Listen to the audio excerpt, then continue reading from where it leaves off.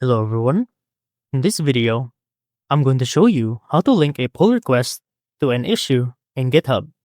Linking a pull request to an issue helps keep work organized and automatically closes issues when the PR gets merged. To do this, go into the PR tab and find a pull request that you want to link up. In here, I already have an example ready for the video, so I'm going to press on this one.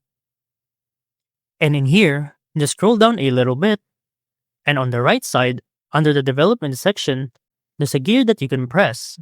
And in here, you can check any of the issues that are fixed with this pull request.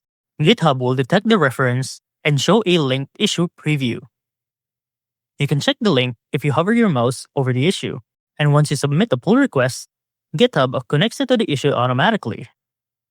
When the pull request is finally merged, the issue will close on its own. This is the best practice for keeping your project tidy and ensuring that completed work is tracked correctly. And that's how to link a pull request to an issue in GitHub.